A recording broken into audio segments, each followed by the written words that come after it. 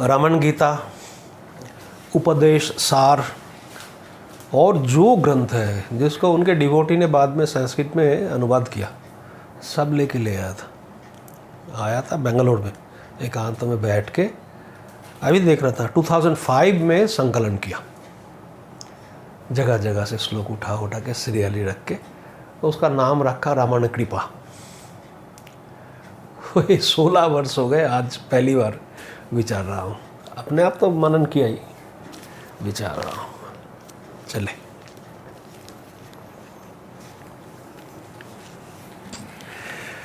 श्री रामायण कृपा।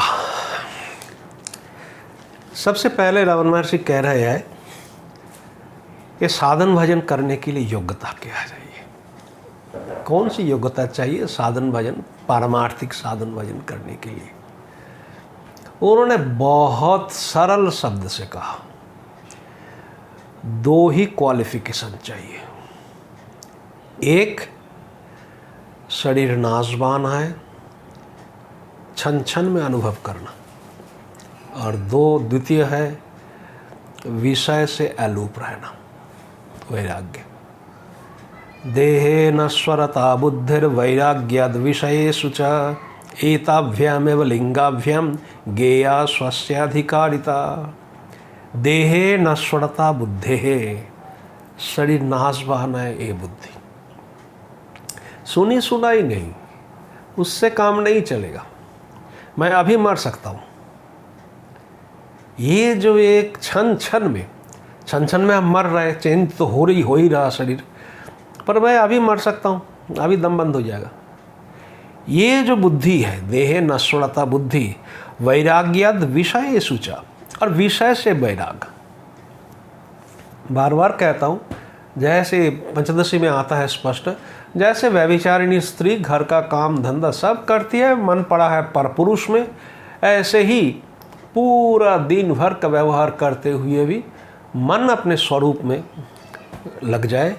एताभ्याम एवं लिंगाभ्याम, ये 2 ही योग्यता है। गेया स्वस्याधिकारिता, स्वस्य अधिकारिता, मैं अधिकारी हूँ ये जान लेना।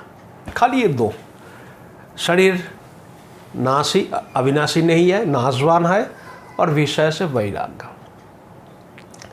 वैराग्य दर्शन करने के लिए विवेक चूड़ामणि शंकराचार्य कहते हैं, विषय में दोष दृष्टि। ब्रह्मा से लेके एक तिनका तक सब में दोष दृष्टि। अब ये हम अगर व्यवहार में दोष दृष्टि करें, व्यवहार में दोष दृष्टि कर रहे हैं, ठीक है, ये राजनेता दोषी है, ये है, वो है, ऐसा है, और मन में है मैं चुनाव में खड़ा हो जाऊं, वो दोष दृष्टि है लड़ाई का कारण। ये तो ऐसी दोष दृष्टि है कि आप दोष दृष्टि करके हाँ ये नहीं करना चाहिए, इसको कहते हैं वैराग। अब जो समस्या आती है हम सब में, संतों में, तो कामिनी कांचन में दोष दृष्टि शंकराचार्य ने कहा, तो कहा जिस माँ से जन्म लिया उस कामिनी में दोष दृष्टि क्यों करते हो? उसका जवाब ये है, वहाँ दोष दृष्टि शब्द का तात्पर्य ये है, उस कामिनी से आकर्षण का अभाव, और यहाँ दोष दर्शन का अभाव, यही है वैराग। कोई भी स्त्री आ जाए सामने, वहाँ से आकर्षण का अभाव होवे, और अंदर किसी प्रकार उसमें दोष दर्शन ना होवे, इसी को कहते हैं वैराग। अगर वैराग आपके अंदर, इस प्रकार वैराग आपके अंदर है और शरीर नाशवान जान लिया, तो आप अधिकारी हो। नेक्स्ट, अधिकारी तो हो गया, अब साधना। साधना क्या है? एक साधन वजन करता है कि उसको प्राप्त कर लेना, वो वैकुंठ प्राप्त करना, साकेत प्राप्त करना, श्री राम को प्राप्त करना, श्री कृष्ण को प्राप्त करना, भगवती को प्राप्त करना। एक तो प्राप्त करने के लिए प्रयत्न करते हैं, साधना करते हैं, और एक जो है वो प्राप्त करने वाला कौन है, उसके लिए साधना करता है। रमन महर्षि कह रहे हैं एकः प्राप्तुम प्रयतते, एक तो उसको प्राप्त करने के लिए प्रयत्न करता है जो अपने पास है नहीं, एकः प्राप्तुम प्रयतते, और परः प्राप्तारम ऋच्छति, और दूसरा जो है साधक वो जो प्राप्त करने वाला है उसको ढूंढता है, रिजल्ट क्या मिलेगा। कहते हैं जो प्राप्त करने के लिए भाग रहा है, कहीं है साकेत में, वैकुंठ में, गोलक में, वो साधना करते करते करते अंत में यहीं आके प्राप्त कर लेता है। चिड़ाया प्रथमो गच्छन, दीर्घ दिन तक वो जो भक्ति मार्ग के साधक प्रथमो गच्छन वो चलता रहता है और अंततः आत्मानम प्राप्नोति, अंत में आके अपने स्वरूप को प्राप्त कर लेता है। प्रेम विद गलियति साकरी तामे दो न समय, अंत में आपने को प्राप्त कर लेता है। ये कैसे समझा जा सकता है। वो बेंगलोर में रामकृष्ण मिशन के अध्यक्ष अभी शरीर हुआ, हर्षानंद जी कहते थे बड़ी आंधी तूफान चली, जबरदस्त, वृक्ष के ऊपर कोई टिकना मुश्किल हो गया, कोई टिक नहीं सकता। लंगूर ने सोचे तो मैं गिर जाऊं, और जबरदस्ती को चार पैर है, कम से कम दो पैर एक में और एक हाथ जो है हाथ टाइप का सामने का, उसे एक और शाखा डार पकड़ लूं, पकड़ के बैठा, हो नहीं रहा, सब लेके वो पकड़ के पूंछ पकड़ के बैठ गया। सुबह उठ के देखा कि पूंछ ही पकड़ के बैठा, गिरा नहीं। माने वो भगवान को प्राप्त करने के लिए गया था, भक्ति मार्ग के साधक, अब अंत में अपने को ही पकड़ लिया। अब बंदर निश्चिंत रहा, रात भर अपनी ही पूंछ पकड़ के बैठा रहा। तो ये ऐसा है, ढूंढते ढूंढते ढूंढते ढूंढते अपने स्वरूप को ही प्राप्त करके बैठता है। कैसे ये प्राप्त कैसे किया जा सकता है, तो साधना बता रहे। पहले योग्यता बताई, फिर साधक के बारे में बताया, अब साधना बता रहे। कूपे जथा गाढ़ जले नितथान्तः निमज्य बुद्ध्या शितया नितान्तं प्राणं च वाचं च नियम्य चिन्वन् बिन्देन्निजाहं कृतिमूल रूपं जथा गाढ़ जले कूपे निमज्य। गहराई, जल की गहराई है, उस कुआं में जैसे कोई डूब गया, उसी प्रकार तीखी हुई बुद्धि के द्वारा अपने अंदर डूबो, तीखी हुई बुद्धि से अपने अंदर डूबो। उसके साथ साथ क्या करना चाहिए, प्राणम च वाचम च नियम्य, प्राण सांस कंट्रोल करे और वाणी को कंट्रोल करे। बार बार मैं कहता हूँ वाणी बहुत ज़रूरी है परमार्थ की साधना में, वाणी को कंट्रोल करे, बोले ही ना बिना मतलब। ना पृष्ठः कस्यचित् ब्रूयात्, वेद का मंत्र है, कोई पूछे भी ना बोलना नहीं, और ना ब्रूयात् पृष्ठम अप्रियम, गलत ढंग से पूछे तो भी बोलना नहीं। जानन अपि मेधावी जड़वल लोकमाचरित, जानता हुआ भी मूर्ख के समान व्यवहार करे, यह है वाणी कंट्रोल करने का नियम। और रमन महर्षि कहते हैं प्राणम च, सांस भी कंट्रोल करे। हम अगर ज़्यादा भाग दौड़ करें, ये जो स्पोर्ट्समैन है, दौड़ रहे, क्रिकेट प्लेयर है, वो सांस की गति बहुत तीव्र है। जब सांस की गति तीव्र हो जाती है तो मन की गति भी तीव्र हो जाती है, क्योंकि सांस के साथ मन का संबंध है। हम 12 से 16 बार सांस लेते हैं मिनट में। बुद्ध भगवान इसको कंट्रोल करके 6-7 तक ले आए थे। कितने शांत स्वभाव के थे और धीरे धीरे चलते थे। तो एक तो तीखी बुद्धि के सहारे अपने अंदर डुबकी लगाए और प्राण और वाणी को कंट्रोल करे। विंदे निज अहंकृति मूलम, अपना जो अहंकार है, उसका जो मूल है, जहाँ से अहंकार निकल रहा, उसको आप प्राप्त कर लोगे। साधना बता दी। अगर आप अपने अंदर तीखी बुद्धि के सहारे मन वाणी कंट्रोल करके ये वाणी और प्राण कंट्रोल करके, वाणी और प्राण कंट्रोल हो जाए तो मन कंट्रोल, उसी के सहारे डुबकी लगाए, बुद्धि कंट्रोल है, तीखी बुद्धि से डुबकी लगाए। बिंदे निजाहंकृति मूल रूपम, अहंकार का जो मूल है, जहाँ से वो अहंकार निकल रहा, ये तो स्पष्ट है। स्पष्ट है कि हम जब क्या कहते हैं, नींद टूटते ही मैं कोई नहीं बोलता, नींद टूटते ही नहीं बोलता। नींद टूटने के थोड़ी देर बाद पता चलता है मैं हूँ, तो अहंकार प्रकट हुआ किसी जगह से। जहाँ से वो अहंकार प्रकट हुआ, अहंकार का जो मूल है उसको प्राप्त कर लेगा। अगर सांस और वाणी कंट्रोल करके उसने तीखी बुद्धि के सहारे डुबकी लगाई तो प्राप्त कर लेगा। अब आगे कह रहे आहस्फुटम तत्त्वमसीति वेदः तथाप्य संप्राप्य परमात्मनिष्ठां भूयो विचारो मति दुर्बलत्वं तत्सर्वदा स्वात्मतया ही भाति। कहते हैं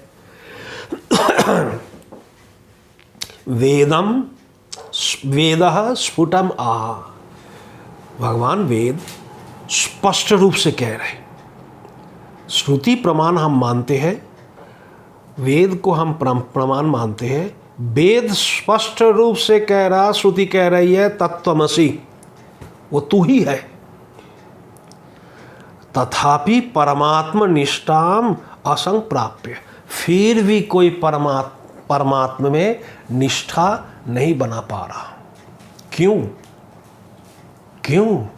वेद श्रुति बार बार कह रही है तत्त्वमसि, आह स्फुटम, स्पष्ट रूप से श्रुति कह रही है तत्त्वमसि, तथापि परमात्मा निष्ठा नहीं हो रही है। क्यों? विचार तो करते हैं महाराज जी, यही तेरी कमी है। भूयो विचारो मति दुर्बलत्वम, ये बार बार जो विचार कर रहा तू ग्रंथ लेके ये करके, तेरी बुद्धि खोटी है। मति दुर्बलत्वम, क्यों? एक तो तेरा दिल सरल नहीं है और तू मानने के लिए तैयार नहीं है। भूयो विचारो मति दुर्बलत्वम तत्सर्वदा स्वात्मतया ही भाति, ये तेरे स्वरूप से ही भान हो रहा। मैं हूं, मैं नहीं हूं कोई नहीं कहता, सदंश का भान हो रहा। मैं जड़ हूं, कोई नहीं कहता मैं चेतन हूं, मेरे सामने हुआ ये घटना हो गई, तो अपने को सद मानता है, चिद मानता है, बेवकूफ नहीं मानता। कमी एक ही जगह है, वो आनंद, सच्चिदानंद में जो आनंद अंश है। और साधक में ये कमी है कि सद अलग, चिद अलग, आनंद अलग, ये कमी है। इस कमी को महापुरुष मिटा देते हैं कि सद चिद आनंद अलग अलग नहीं है, अथवा आनंद शब्द की जगह सत्यम ज्ञानम अनंतम ब्रह्म, वो आनंद को हटा के वहाँ अनंत शब्द रख दो। इजी है। मैं उस दिन कहा था, आप आकाश को टुकड़ा टुकड़ा नहीं कर सकते हो, तो आकाश से सूक्ष्म है चेतन, इसको कौन टुकड़ा करेगा? ये अनंत है। तो सत चित आनंद अगर ये स्पष्ट हो जाए, भूयो विचारो मति दुर्बलत्वम, बार बार विचार क्या करना, इसको अच्छी तरह से जान लो, समझ लो, उसी के आधार पर व्यवहार चलाए, फिर कैसे हो सकता है। ये जरूरी है। कहीं पहुंचे हुए महापुरुष के साथ संग करो। सहवासे न महताम सताम आरूढ़ चेतसाम क्रियमाणे न वा नित्यम स्थाने लीनं मनो भवेत्। सताम आरूढ़ चेतसाम महताम सहवासे न, पहुंचे हुए जो महापुरुष है उनके साथ सहवास माने नित्य उनके साथ सत्संग करें, उनके साथ लगे रहे, 24 घंटा उन्हीं के साथ लगे रहे। क्रियमाणे न वानित्यम, और उनसे जो श्रवण किया गया वही क्रिया, वही साधना रहे नित्यम। स्थाने लीनम मनो भवेत्, मन अपना जो सोर्स है, फाउंडेशन है, वहाँ जाके मन लीन हो जाएगा। महापुरुष के साथ संग करे और उनका जो कहा हुआ वचन है उसी के आधार पर साधना करे। स्थाने लीलंग मनोभवित, मन अपनी जगह पे ठीक हो जाएगा, स्थिर हो जाएगा। ये कैसे हो सकता है? आरभ्यते जीव जगत परात्मा तत्वाभिधानेन मतम समस्तम इदम त्रयम जावदाम मतिस्यात् सर्वोत्तमम तमाहम मतिशून्यनिष्ठा। जीव जगत परमात्मा, परमात्मा तत्व, इसी को लेके सब परंपरा में सब मत चालू है, कोई इससे नीचे जाता ही नहीं। जीव जगत और परमात्मा तत्व आरभ्यते, प्रारंभ होता है, इट स्टार्ट्स विथ जीव जगत परमात्मा तत्व अभिधान है ना, ये कथन करके, जीव जगत परमात्मा तत्व का कथन करके आरभ्यते मतम समस्तम, जो मत पंथ है वो यहीं से शुरू करते हैं। कभी सोचा आपने ये जीव जगत परमात्मा कब तक है? सुषुप्ति में है? नहीं। समाधि में है? नहीं। मूर्छा में है? नहीं। कोमा में है? नहीं। ये कब तक है? इदम त्रयम यावद अहम मति स्यात्, जब तक अहंकार बुद्धि है तब तक ये जीव जगत परमात्मा तत्व है। सबसे बढ़िया साधना क्या है? सर्वोत्तम अहम मति शून्य निष्ठा, अहंकार रहित जो निष्ठा है, बस अब पहुंच गए। इतने मात्र करने से अहंकार रहित जीवन चलेगा नहीं भाई। अहंकार के बिना पूरा जीवन अहंकार के बिना तो मुर्दा है। एक सेलिब्रिटी देख रहा हूँ तो बड़े प्रसिद्ध किसी प्रांत में, वो बुढ़ापे में भी मूवी करते रहे, एक्टिंग करते रहे। उसका कहना था कि अगर घर में बैठ जाऊं, फिल्म ना करूं, तो मुर्दा मुर्दा सा लगता है।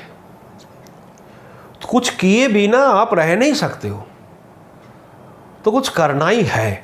तो अहंकार को, अहम मति शून्य निष्ठा, अहंकार को छोड़कर ढीला ढाला अहंकार लेके जीवन बिता दो, और सामने जो आवे उसको सामना करना पड़ता शुद्ध अहंकार के सहारे।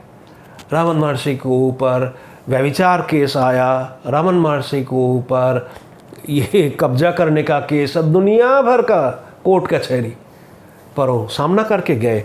सामना करने के लिए अहंकार चाहिए, गए नहीं। इतना ज़बरदस्त तिरुवन्नामलाई में कब्जा करते गए, आधा पहाड़ कब्जा कर दिया आश्रम। अंग्रेज सरकार चकित हो गए, कहे ये तो कोई कंप्लेन कर दिया, केस फाइल हुआ। महर्षि कहा हम नहीं जाएंगे। कोर्ट आना पड़ा आश्रम में, और जज ने बहुत कायदे से पूछा, अच्छा आप तो साधु है? कहा हाँ साधु है। हमने सुना है कि वर्णाश्रम व्यवस्था है हिंदू में। कहा हाँ हाँ। कितने आश्रम है?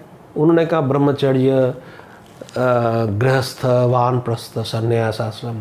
अच्छा, संन्यास आश्रम का धर्म क्या है? डिटेल्स बता दिया।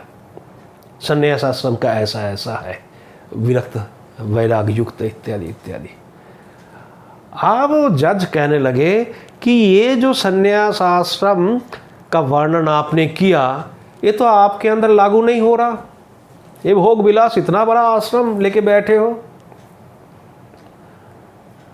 कम मैं तो सन्यासी नहीं हूं। क्या जवाब? मैं तो अब सन्यासी नहीं है तो क्या गृहस्थी हो, वानप्रस्थी हो? ना, मैं सन्यास आश्रम से पढ़े अत्याश्रमी हूं। अभी आपने कहा 4 आश्रम, अत्याश्रम कहाँ है? का ग्रंथ में तो देखा नहीं, पर मैं सुना सुखदेव जर भरत अत्याश्रमी थे। कोट बंद, जीत गए। तो अहंकार शुद्ध बुद्धि के सहारे ढीला ढाला करके प्रयोग करना ही पड़ेगा, शरीर है जब तक, पर उसमें दुराग्रह करके अशुद्ध अहंकार प्रयोग नहीं करना। तो कहते हैं सबसे उत्तम तो है अहम मति शून्य निष्ठा, अहंकारहीन जो निष्ठा है। एक शून्य शब्द का अर्थ मैं लगाता हूं ढीला ढाला अहंकार। अच्छा, अब क्या है कि अहंकार है क्या चीज? ये किसी ग्रंथ में स्पष्ट है। पंचमहाभूत का ऐसा है, ऐसा शतगुण दुनिया भर का लिखा। राम महर्षि स्पष्ट कह रहे हैं, देहो न जानाति सतो न जन्म, देह प्रमाणन्य उदेति मध्य। शरीर जानता नहीं कुछ। शरीर पड़ा है पैर के नीचे, कौवा बीट करके चला गया, शरीर जानता नहीं। शरीर में ज्ञान नहीं है। कुत्ता आके पेशाब करके चला गया, सो रहा, पता नहीं। शरीर में अगर ज्ञान होता, प्रतिवाद करता, भगाता कुत्ता कौवा को। देहो ना जानाति, शरीर जानता नहीं। और जो शरीर का तो जन्म हुआ, और जो सत्य है, अविनाशी तत्व है, सतो न जन्म, शरीर जानता नहीं है। और वो जो सत चित आनंद जो कह रहे थे, उसका जन्म नहीं होता। अब क्या है? देह प्रमाणन्य उदेति मध्य। जब उसने जन्म लिया, माँ के गर्भ से आया, उसके अंदर एक चेतना है जिसका जन्म नहीं होता। एक शरीर निकला जो ज्ञान नहीं है जिसमें, तो शरीर और चेतन के बीच में कोई प्रकट हुआ। उदेति मध्य, शरीर और जो चेतन, इसके बीच में कोई खड़ा हो गया। उसको कहते हैं अहम कृति ग्रंथि विबंध सूक्ष्म शरीर चेतो भव जीवनामा। वही अहंकार का की ग्रंथि है, सूक्ष्म शरीर कहो, जीव कहो। ऐसे करके अहंकार को पहचान लीजिए। शरीर जानता नहीं, शरीर में ज्ञान नहीं है, मेरे अंदर ज्ञान है। ज्ञान कब प्रकट हुआ? रात को सो गया, ज्ञान नहीं है, बाद में भाई वो तो चेतन तो ऐसा है ही नहीं, उसका तो जन्म नहीं होता। इसका तो एक ज्ञान का तो जन्म हो रहा। जिस ज्ञान का जन्म हो रहा वो ज्ञान चेतन नहीं, और ये शरीर जानता नहीं। तो जन्मने वाला मरने वाला उदयस्तगामी एक ज्ञान शरीर के अंदर है, वो दोनों के बीच में, चेतन और शरीर दोनों के बीच में कुछ प्रकट होता है जो उदयस्तगामी ज्ञान है। ये उदयस्तगामी ज्ञान से हमारा काम नहीं चलता। हम तो एक परमानेंट ज्ञान चाहिए जो चेतन है। तो देह प्रमाणन्य उदेति मध्य, शरीर के बराबर एक और कोई बीच में प्रकट होता है, उसी का नाम अहंकार ग्रंथि, उसी का नाम सूक्ष्म शरीर, उसी का नाम जीव। कोई आकार नहीं सोचना, कोई आकार नहीं सोचना। जैसे एक संस्कार पड़ गया हमारे अंदर, जैसी शरीर की आकृति है ऐसे ही एक जीव की आकृति होनी चाहिए, बिल्कुल यहाँ। क्योंकि सिर से लेकर पैर तक अनुभव होता है जीव को, तो इसलिए आकृति नहीं सोचना। ग्रंथि, सूक्ष्म शरीर, जीव नाम, बस। आकृति सोचोगे फिर एक जगह में फंस जाओगे। अब साधना क्या करना? वृत्ति को तो पहचान लीजिए। हाँ, सुखताल में बड़े अच्छे विद्वान संत हुए, अच्छे संत हुए, विष्णु आश्रम जी, अखंड जी के आश्रम में है। मैं जाके पूरा, महाराज जी ये मेरे को कैसे पता चलेगा कि शांकर सिद्धांत में मेरी श्रद्धा है कि दुराग्रह है? ये सब विचार होना चाहिए अपने अंदर। सीधा जाके कहा, महाराज जी शांकर सिद्धांत में मेरी श्रद्धा है कि दुराग्रह है? उन्होंने जवाब दिया, अपनी वृत्ति को तो पहचानते हो? हमने कहा इतना तो पहचान दो। आप सब पहचानते, कह देते हैं गुस्सा आ गया, क्रोध आ गया, लोभ आ गया, कह देते हैं। मैंने वृत्ति को तो आप भी पहचानते हो। महाराज जी कह रहे हैं वृत्ति को तो पहचान, हाँ पहचान।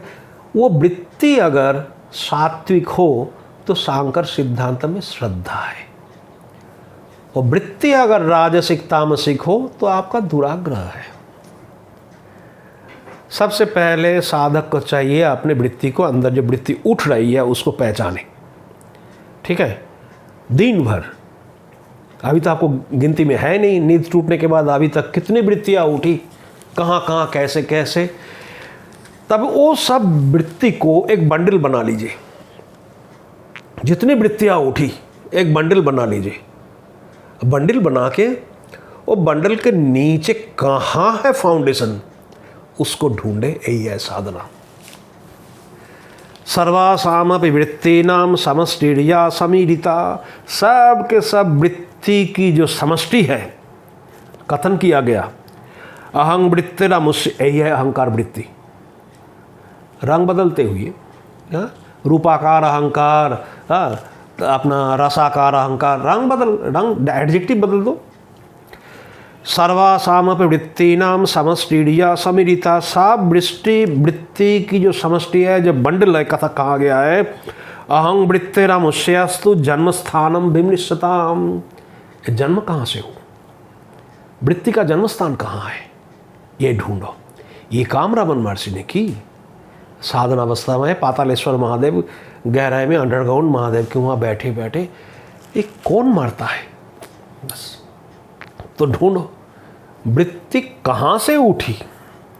अहं वृत्तिरमुष्यस्तु जन्मस्थानम विमृश्यता, यही है स्वरूप विचार, आत्म विचार, ना कि दिन रात ग्रंथ विचार। ग्रंथ विचार से कुछ नहीं होता, रमन महर्षि कह रहे हैं। एषः आत्म विचार स्यात् ना शास्त्र परिशीलनम, लगातार शास्त्र परिशीलन करना, मनन करना, सुनना, ये कोई आत्म विचार नहीं है। आत्म विचार तो यही है। एषा आत्म विचार स्यात् ना शास्त्र परिशीलनम अहंकारो विलीनः स्यात् मूल स्थान गवेषणे। अगर आप मूल स्थान अहंकार वृत्ति कहाँ से उठी है उसके ऊपर रिसर्च करेंगे, अहंकारो विलीनः स्यात्, अहंकार का नाश हो जाएगा। जीवन में सबसे दुखदायी है अहंकार, उसको नाश करने के लिए प्रक्रिया क्या है, रमन महर्षि कह के गए। अगर आप लगातार दिन भर कुछ समय निकाल लीजिए, कम से कम सुबह शाम, कि जहाँ से वृत्ति उठ रही है, वो जो फाउंडेशन, वो जो प्लेटफॉर्म है, उसको देखना है, उसको पहचानना है। एक बार आप कर लेंगे, यही है आत्मविचार, ना शास्त्र परिशीलनम। दिन भर बैठे बैठे गीता आदि शास्त्र पढ़ना वो आत्मविचार नहीं है, यही विचार कह रहे हैं। महाराज जी मन टिकता नहीं। नेक्स्ट क्वेश्चन, सब जवाब देके गए, मन टिकता नहीं। विचार तो करने बैठता हूँ, थोड़ी देर के लिए मन गया, बुद्धि गई, तिखी बुद्धि, टिकता नहीं, बुद्धि टिकती नहीं हुआ। अहंकार जो मूल स्थान है वो बुद्धि टिकती नहीं। तो कहा मैं जानता हूँ, अंतर्याता मतिर्विद्वन बहिरायाति चेत पुनः। एक बार अंदर जाती है बुद्धि, फिर बाहर आ जाती है। अंतर्याता मतिर्विद्वन बहिरायाति चेत पुनः। अरे इसी को तो अभ्यास कहते हैं। घबराते क्यों हो? अभ्यासमेव तामाहु ज्ञानम ही अनुभवच्युतः। इसी को तो अनुभव कहते हैं, अभ्यास कहते हैं, और ज्ञान तो अनुभव स्वरूप है। इसलिए घबराना नहीं। कभी मन गया, फिर मन बाहर आया, फिर आप कायदे से फिर अंदर कर लिया। ऐसा अभ्यास में बतामाहु, इसी को तो अभ्यास कहते हैं। ज्ञान तो अनुभवात्मक है। अच्छा, ये लगातार अभ्यास करते करते करते करते फिर ज्ञान प्राप्त होगा, ये कोई गारंटी नहीं है। क्रमेण आयाति ना ज्ञानम किंचित किंचित दिने दिने। हर रोज थोड़ा थोड़ा ज्ञान होते होते एक दिन पूर्ण ज्ञान हो जाएगा। क्रमेण ना, ये ज्ञान ऐसा नहीं है। क्रमेण आयाति ना ज्ञानम किंचित किंचित दिने दिने, क्रम से धीरे धीरे करते करते, तो आज थोड़ा ज्ञान, कल थोड़ा ज्ञान, हमारा जी 10% ज्ञान हो गया, 50% हो गया, 100% हो ही जाएगा। ये बेवकूफ़ी छोड़ो।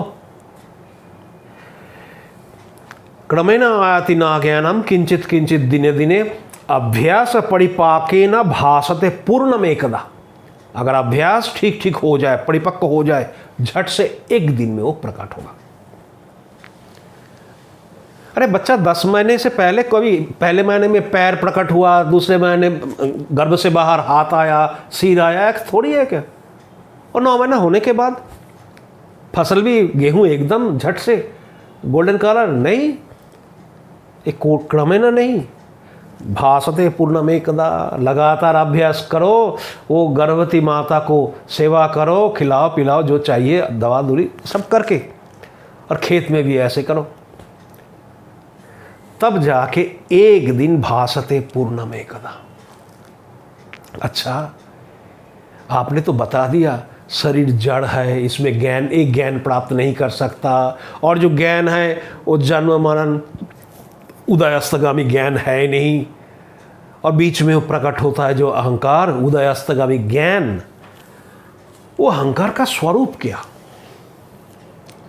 सब कायदे से टाल के गए, अनिर्वचनीय सीधा बात, पर रानमर से कहे नहीं, अहंकार का स्वरूप देखो। रूपोद्भवो रूपतति प्रतिष्ठो रूपासनो धृत गृहीत रूप धूत गृहीत रूपः स्वयं विचार विरूपः स्वविचार काले धावत्यहंकार पिशाच रूपः। मैं खूब पाठ करता था रोज पहले, ये पूरा याद है कंठ है। रूपोद्भव, रूप माने विषय, विषय से ही अहंकार पैदा होता है। रूपोद्भव, अहंकार की प्रतिष्ठा कहाँ? विषय। रूप तथा प्रतिष्ठा, रूप से ही इसका, रूपतति प्रतिष्ठा, रूप से ही इसका विस्तार, माने विषय से ही अहंकार का विस्तार, और विषय में ही इसकी प्रतिष्ठा। ये अहंकार खाता क्या है? विषय को ही खाता है। रूपासनो, कैसे खाता है? धूत गृहीत रूप, एक धूर्त रूप धारण करके विषय को खाता है। धूत गृहीत रूप, एक धूर्त विषय बनकर विषय को खाता है, पता ही नहीं चलता। विषय कौन है? अपने से जो पृथक है उसी को विषय कहा जाता है।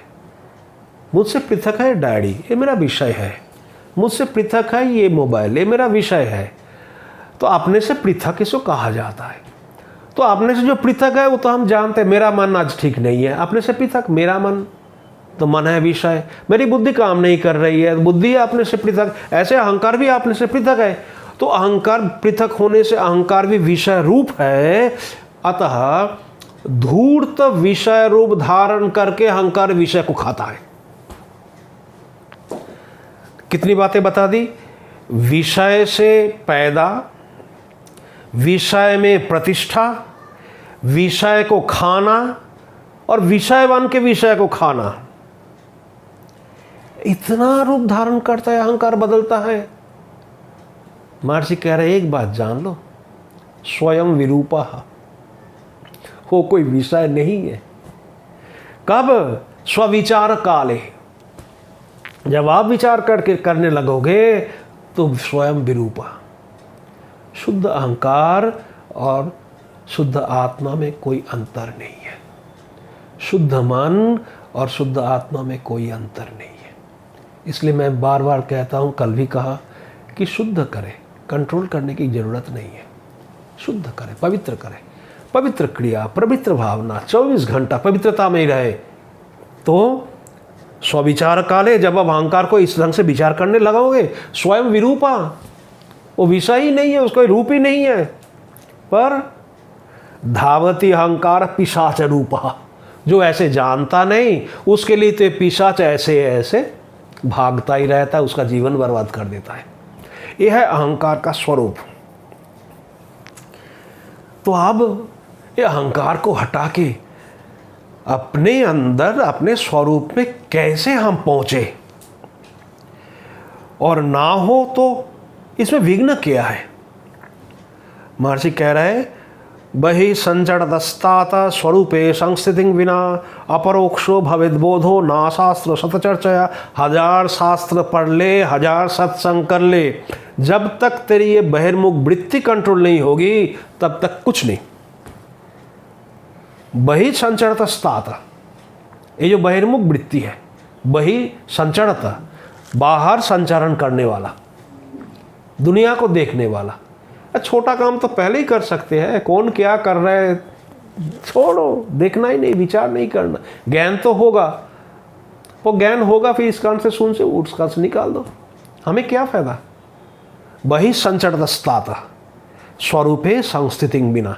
आप अंदर भी जाना चाहते हो और बाहर हो मोदी जोगी की चर्चा भी कर रहे हो, ये कैसे संभव है?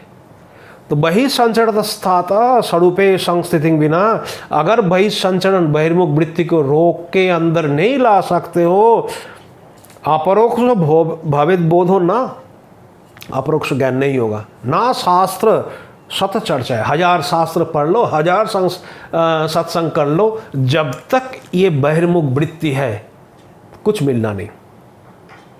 सीधा कह दिया। कैसी आंखें थी उनकी, हाँ?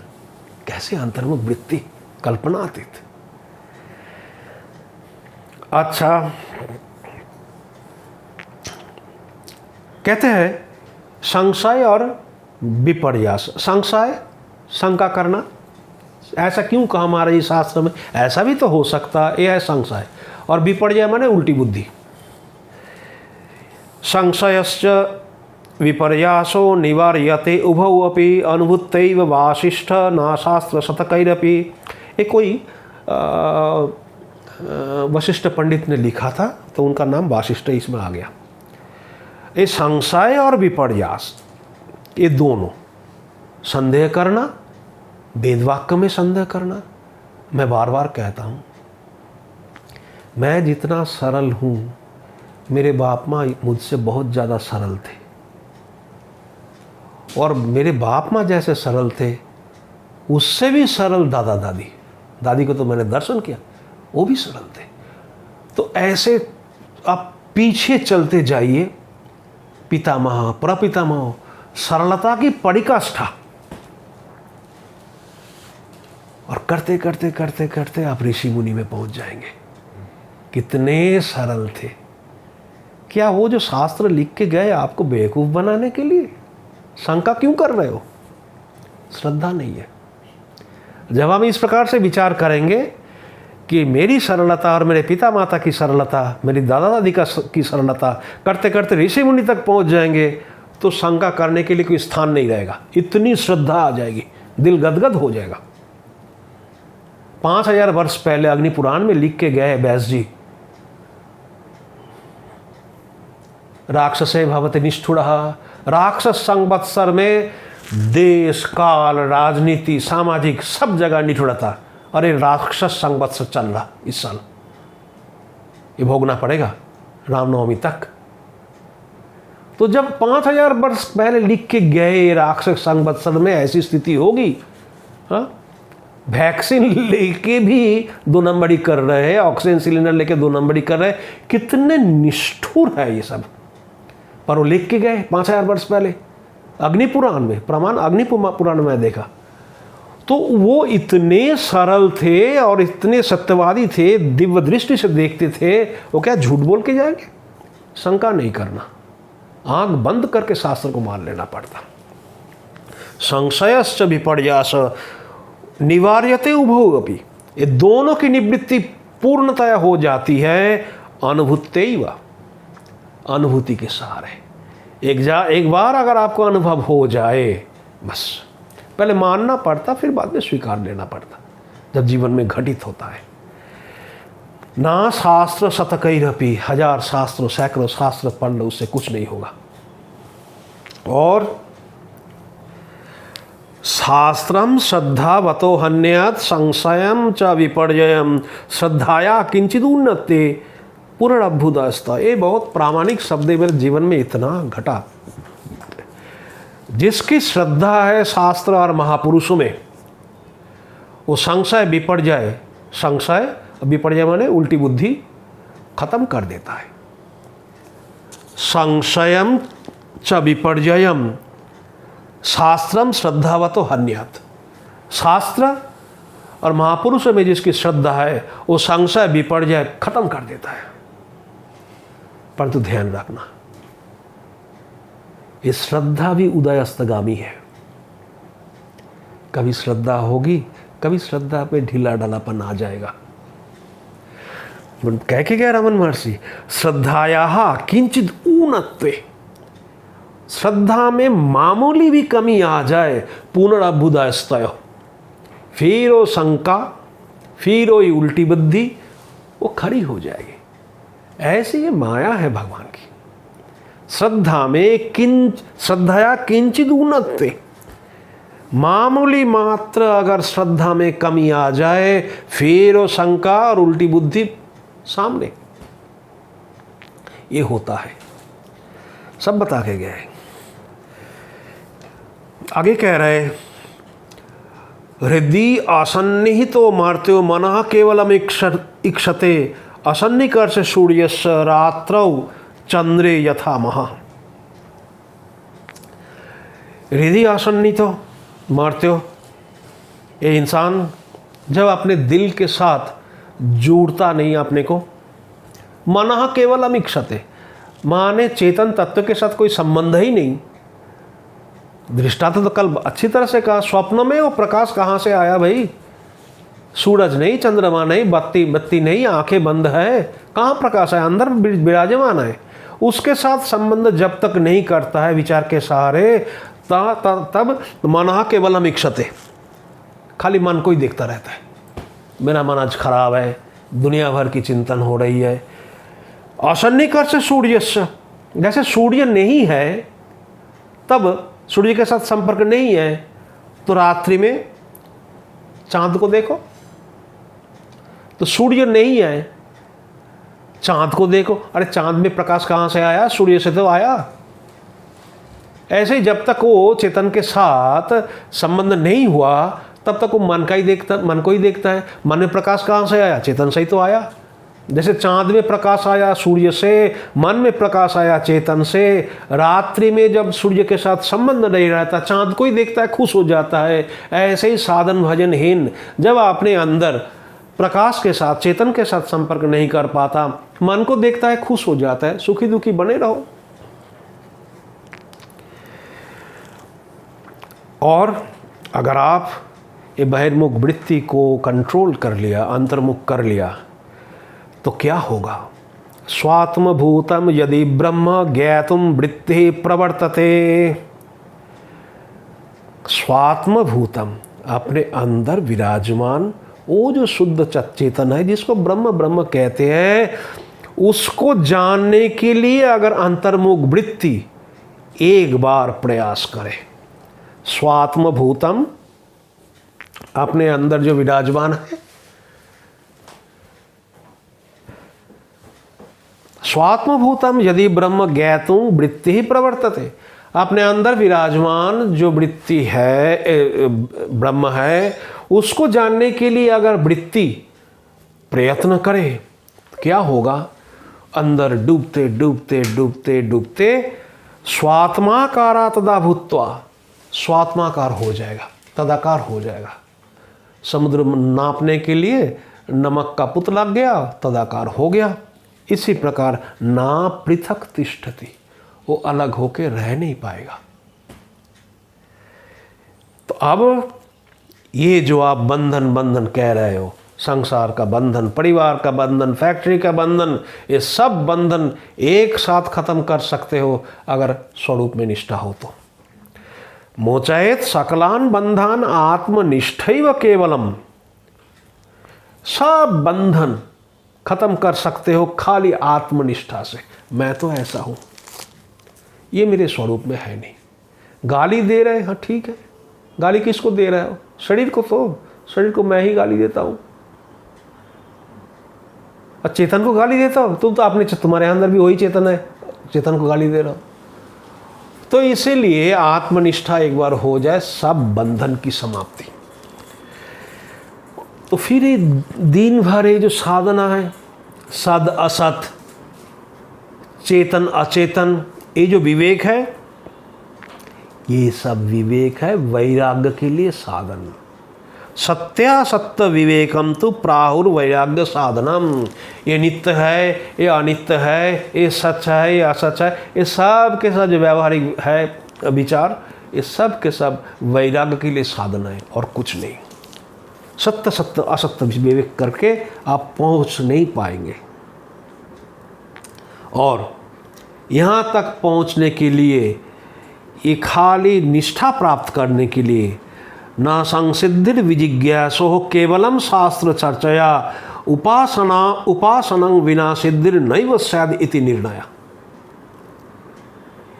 ये जो जानने के लिए इच्छा करता है, अपने स्वरूप पहुंचने के लिए प्रयास करता है, खाली शास्त्र चर्चा करने से कुछ नहीं होगा। बार बार माना कर रहा है, ना केवलम शास्त्र चर्चया, उपासना के बिना ये संभव नहीं।